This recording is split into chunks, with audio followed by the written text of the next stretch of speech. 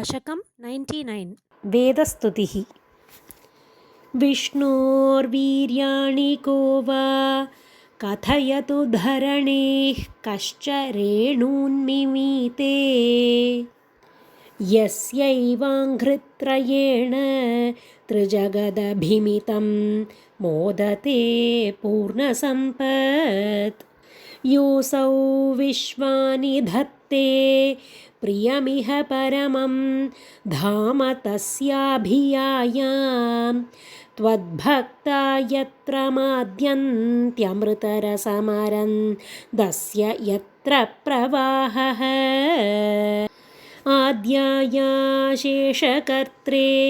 प्रतिनिमिषनवीनाय भर्त्रे विभूतेः भक्तात्मा विष्णवे यः प्रदिशति हविरादीनि यज्ञार्चनादौ कृष्णाद्यं जन्म यो वा महदिह महतो वर्णयेत् सोऽयमेव प्रीतः पूर्णो यशोभिः त्वरितमभिसरेत् प्राप्यमन्ते पदं ते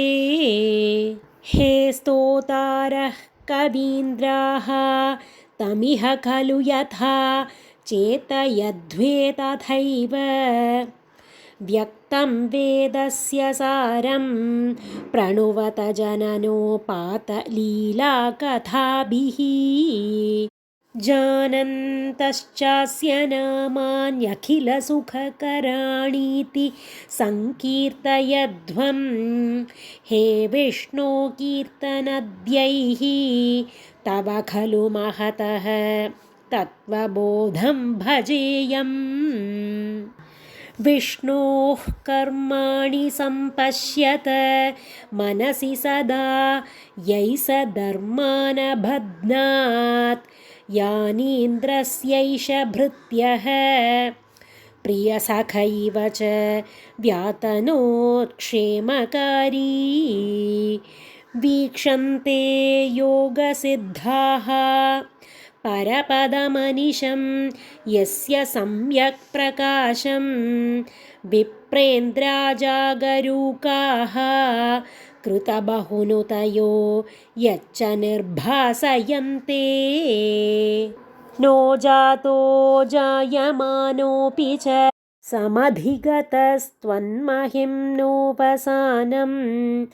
देवश्रेयांसि विद्वान् प्रतिमुहुरपि ते नाम शंसामि विष्णो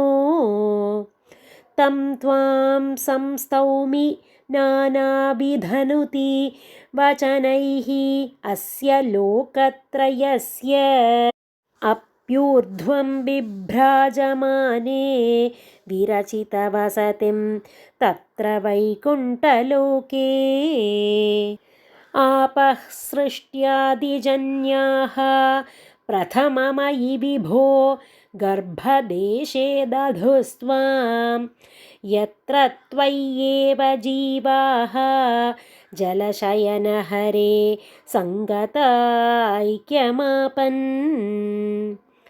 तस्याजस्य प्रभोते विनिहितमभवत् पद्ममेकं हि नाभौ दिक्पत्रं यत्किलाहुः कनकधरणिभृत् कर्णिकं लोकरूपम् हे लोका विष्णुरेतत् भुवनमजनयत् तन्न जानीथ यूयं युष्माकं ह्यन्तरस्थं किमपि तदपरं विद्यते विष्णुरूपं निहारप्रख्यमाया परिवृतमनसो मोहितानामरूपैः प्राणप्रीत्येकतृप्ताः चरथमखपराः हन्तनेच्छा मुकुन्दे मूर्ध्नामक्ष्णां पदानां वहसि खलु सहस्राणि सम्पूर्य विश्वं तत्प्रोत्क्रम्यापि तिष्ठन् परिमितविवरे भासि चित्तान्तरेऽपि भूतं भव्यं च सर्वं परपुरुष भवान् किञ्च देहेन्द्रियादि श्वाविष्टोऽप्युद्गतत्वात् अमृतसुखरसं चानुभुङ्क्षे त्वमेव यत्तु त्रैलोक्यरूपं दधदपि च ततो निर्गतोऽनन्तशुद्ध ज्ञानात्मा वर्तसे त्वं तव खलु महिमा सोऽपि तावान् किमन्यत् स्तोकस्ते भाग एवाखिलभुवनतया दृश्यते त्र्यंशकल्पं भूयिष्ठं सान्द्रमोदात्मकम् उपरि ततो भाति तस्मै नमस्ते। कृष्ण गुरुवायूरप्पा शरणम्। अव्यक्तं ते स्वरूपं दुरधिगमतमं तत्तु शुद्धैकसत्त्वं व्यक्तं चाप्येतदेव स्फुटममृतरसाम्भोधिकल्लोलतुल्यं सर्वोत्कृष्टामभीष्टां तदिह गुणरसेनैव चित्तं हरन्तीं मूर्तिं ते संश्रयेऽहं पवनपुरपते पाहि मां सर्वरोगात्।